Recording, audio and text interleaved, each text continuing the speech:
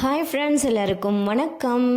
இன்றைக்கி நம்ம சேனலில் சூப்பரான சிக்கன் பிரியாணி தான் செய்ய போகிறேன். வாங்க வீடியோக்குள்ளே போகலாம். அது எப்படி செய்கிறதுன்னு பார்க்கலாம். இன்றைக்கி நான் 1/2 கிலோ அளவுக்கு அரிசி எடுத்திருக்கேன். 1/2 கிலோ சிக்கன், 1/2 கிலோ அரிசி. ஸோ இந்த தான் நான் எடுத்திருக்க அளவு. இந்த டம்ளரில் 1.5 டம்ளர் அளவுக்கு தான் 1/2 கிலோ அரிசி. அதை எடுத்து நல்லா ஊற வச்சுக்கிட்டேன். இது ஒரு 20 நிமிஷம் ஊறணும். நம்ம அதுக்குள்ளே அடுத்த ப்ராசஸ் பார்க்கலாம்.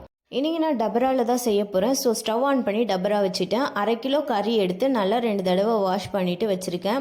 இதில் நம்ம எப்போ மசாலா பவுடர்லாம் சேர்த்து கலந்து வச்சுக்க போகிறோம். அப்போ தான் கறியில் நல்லா உப்பு காரம்லாம் ஊறும். 1 ஸ்பூன் அளவுக்கு மிளகாய்த்தூள், வெறும் மிளகாய்த்தூள். அடுத்தது 1 ஸ்பூன் அளவுக்கு இஞ்சி பூண்டு பேஸ்ட்டு, 1/2 ஸ்பூன் மஞ்சள் தூள். இந்த கறிக்கு தேவையான அளவுக்கு மட்டும் உப்பு சேர்த்துக்கிறேன். ஸோ அது ஒரு 1/2 ஸ்பூன் அளவுக்கு உப்பு. நம்ம சாப்பாடு செய்யும்போது அப்பவும் உப்பு சேர்க்க போகிறோம். ஸோ இப்போ கறிக்கு மட்டும் உப்பு சேர்த்துக்கலாம். அதுக்கப்புறம் 1/2 ஸ்பூன் அளவுக்கு பிரியாணி மசாலா. உங்கள் காரம் அளவு எவ்வளவோ அதுக்கேற்ற போல் நீங்கள் உப்பு காரம்லாம் சேர்த்துக்கோங்க. நான் என்னோடய கார அளவுக்கு சேர்த்துருக்கேன். பாதி எலுமிச்சம்பழத்தோட சாறு, 1 ஸ்பூன் அளவுக்கு தயிர் சேர்த்துக்கிறேன். இப்போ இதெல்லாமே சேர்த்துட்டு நல்லா மிக்ஸ் பண்ணி வச்சுக்க போகிறோம். இது ஒரு 1/2 hour போல் ஊறட்டும். அப்போ தான் உப்பு காரம்லாம் கறியில் நல்லா ஊறியிருக்கும். இல்லைனா கறி டேஸ்ட்டே இல்லாத மாதிரி இருக்கும். இப்போ டபரா நல்லா காஞ்சிருச்சு. இப்போ இதில் எண்ணெய் சேர்த்துக்கலாம். எண்ணெய் ஒரு 3 ஸ்பூன் அளவுக்கு சேர்த்துக்கிறேன்.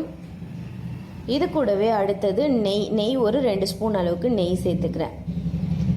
இதெல்லாம் நல்லா காஞ்சதும் பட்டை கிராம்பு வகைகள் சேர்த்துக்கலாம். பட்டை, கிராம்பு, ஏலக்காய், அன்னாச்சிப்பூ, சோம்பு கொஞ்சம், இதெல்லாம் சேர்த்து வதக்கிக்கலாம். அது நல்லா பொரிஞ்சதும் 3 பச்சை மிளகாய் எடுத்து கீறி வச்சுருக்கேன். அந்த மிளகாயை சேர்த்து வதக்கிக்கிறேன்.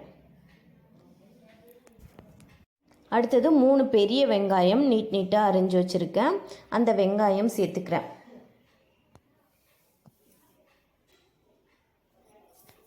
வெங்காயம் சேர்த்து நல்லா வதக்கி விட்ட பிறகு இந்த பிரியாணிக்கு எவ்வளோ உப்பு தேவையோ அந்தளவுக்கு உப்பு சேர்த்துக்கிறேன். 1/2 ஸ்பூன் அளவுக்கு இஞ்சி பூண்டு பேஸ்ட்டு சேர்த்து நல்லா கலந்து விட்டுக்கலாம். இஞ்சி பூண்டு பேஸ்ட் பச்சை வாசம் போனதும் 2 பெரிய தக்காளி கட் பண்ணி வச்சுருக்கேன். 1 கொத்து அளவுக்கு புதினா, இதெல்லாம் சேர்த்து நல்லா வதக்கிக்கலாம். தக்காளி நல்லா வதங்கியாச்சு. இப்போது நம்ம ஊற வச்சுருக்க சிக்கனை எடுத்து இது கூட சேர்த்து நல்லா கலந்து விட்டுக்கலாம். இது கூடவே பிரியாணிக்கு மொத்த காரம் எவ்வளோ தேவையோ அந்த காரப்பொடியை சேர்த்துக்கலாம். 1 ஸ்பூன் அளவுக்கு பிரியாணி மசாலா, 1 ஸ்பூன் அளவுக்கு வெறும் சில்லி பவுடர் சேர்த்து கலந்து விட்டுக்கிறேன். இப்போ நம்ம சேர்த்துருக்க மசாலா சிக்கன் கூட நல்லா மிக்ஸ் ஆகணும். ஸோ ஒரு 5 நிமிஷம் அப்படியே எண்ணெயிலேயே வதங்கட்டும் விட்டுடலாம். இப்போ இந்த டம்ளரில் தான் 1.5 டம்ளர் அளவுக்கு அரிசி எடுத்துருந்தோம் இல்லையா, அதுலேயே இப்போது 3 டம்ளர் அளவுக்கு தண்ணி சேர்த்துருக்கேன்.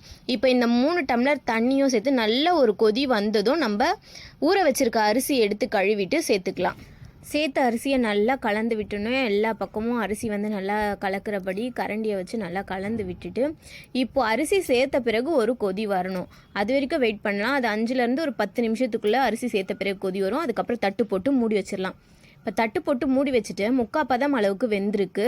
இப்போ நான் தம் போட்டுக்க போகிறேன். ஸோ அதுக்கு ஒரு வாழை இலையை எடுத்து நான் இந்த சாப்பாடு மேலே மூடி வச்சுக்க போகிறேன். இதுக்கு மேலே தட்டு வச்சு அதுக்கும் மேலே ஒரு பாத்திரத்தில் தண்ணி வச்சு அதை வெயிட்டுக்காக எடுத்து வச்சிட போகிறேன். ஸோ இப்போ ஒரு 10 நிமிஷம் அப்படியே இருக்கட்டும். நல்லா தம் ஆகும். அது வரைக்கும் வெயிட் பண்ணலாம். இப்போது 10 நிமிஷம் ஆகிடுச்சு. ஓப்பன் பண்ணி பார்த்தா சாப்பாடு சூப்பராக வெந்திருந்தது. நல்லா நம்ம சாப்பிட்ற பதத்துக்கு இருந்தது. சாப்பிட ரெடி ஆகிட்டோம். பசங்களும் சாப்பிட ஆரம்பிச்சிட்டாங்க. எப்படி இருக்குன்னு கேட்டேன். 2 பேருமே சூப்பராக இருக்குது, நல்லா இருக்குதுன்னு சொல்லிட்டு சாப்பிட்டாங்க. நீங்களும் வீட்டில் செஞ்சு பாருங்கள், எப்படி இருந்ததுன்னு சொல்லி கமெண்ட் பண்ணுங்கள். நீங்கள் இப்போ தான் நம்ம சேனலில் ஃபர்ஸ்ட் டைம் பார்க்குறீங்கன்னா சேனலை மறக்காமல் சப்ஸ்கிரைப் பண்ணிக்கோங்க. அடுத்த ஒரு வீடியோவில் சந்திக்கிறேன்.